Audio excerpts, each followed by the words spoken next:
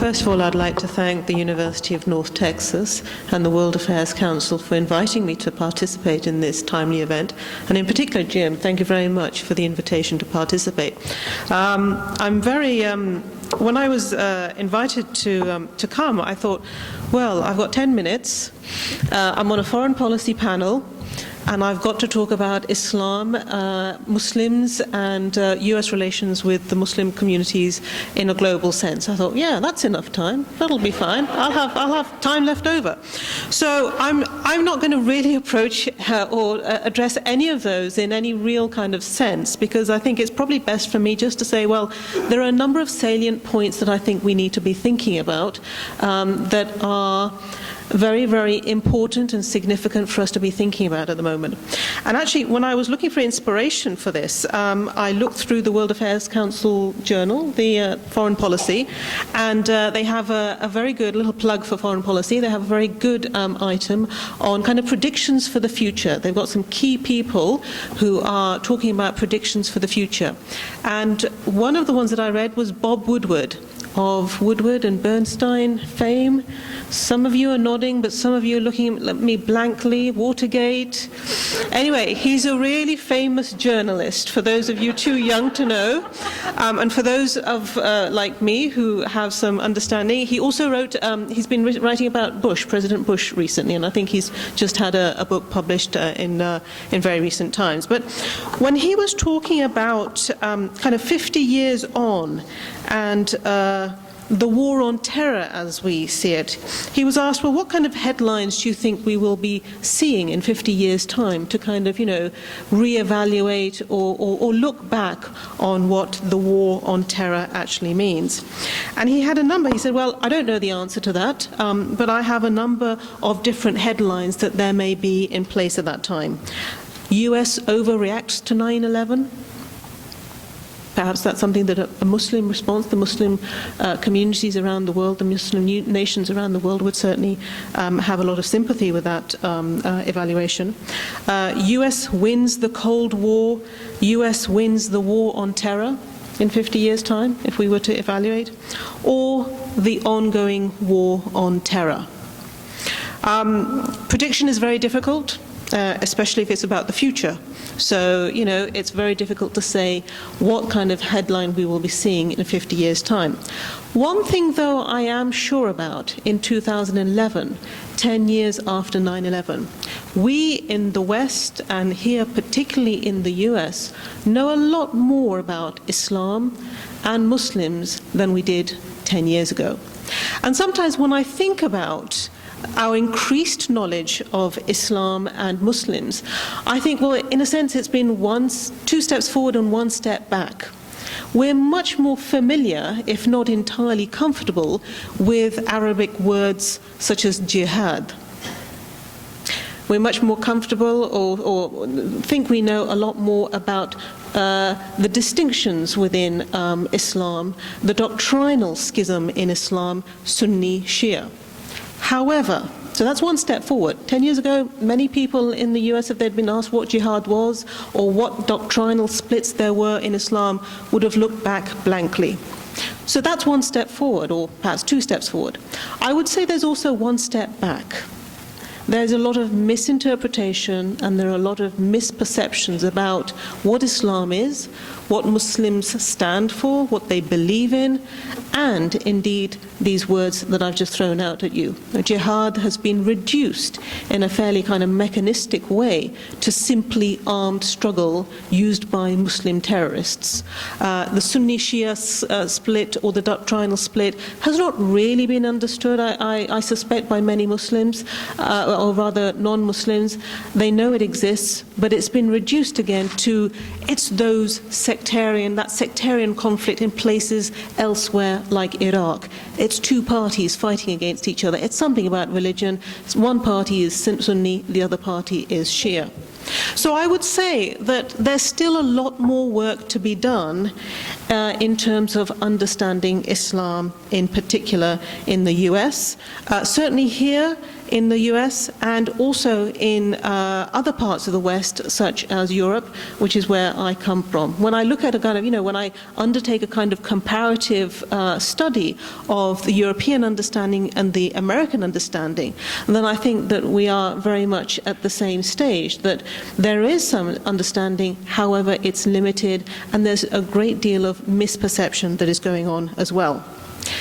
The other element that I would like to draw out, and I think this is another salient point, which has deep and very profound repercussions for US relations with the Muslim world in a foreign policy dimension, is the status and the position, if you like, the comfortableness, if you like, of Muslim communities in the West, in the US. How comfortable do Muslims feel in the US? Because I think we really do need to understand that we need to take a holistic approach to US relations with the Muslim world in an external sense. We need to see that Muslims feel that they are part of a global Muslim brotherhood and sisterhood. The Arabic term is the Ummah. It's a sense of the idea of Muslim unity. So I'm a Muslim here, I'm of British Pakistani background, I'm living in the US, but I still have a connection with a Muslim in Bosnia or a Muslim in Palestine. And that is because there are basic principles, religious principles that we all subscribe to, but also this, it's very difficult to describe, but it's a concept which means there's a kind of almost spiritual connection that you have, a kind of a brotherhood and sisterhood, I suppose, are the closest words, with those other Muslims in other parts of the world. So, if Muslims feel uncomfortable here, or if they feel that they are facing prejudice or discrimination in the US, then that has implications for US foreign policy. It has implications, given the increasing connectedness that we have with other parts of the world, that has real kind of, reverberations for Muslims elsewhere. And let me just throw out a few things that have been happening, literally in the 10 years, but certainly in the last 12 months, 2 years or so, in terms of Muslims, how they feel in the US. We've had, for instance, some of the things that have upset Muslims here are most recently the mosque that has been has been proposed at the site of Ground Zero. There are Peter King, Congressman Peter King's congressional hearing on Muslims as well, or rather, there was a wider kind of subject, but it really did concentrate on Muslims. The idea of Sharia, Islamic law, and certain states wanting to prohibit the fact that judges can look at Sharia over here. There has been a lot of kind of, general suspicion after 9/11. Immediately afterwards, of course, in the first few years, there was a racial profiling that to a certain extent is still continuing. Pastor Terry Jones's burning of the Quran recently, and other long-standing issues like the non-disclosure of Guantanamo. I could go on. There are a list of grievances.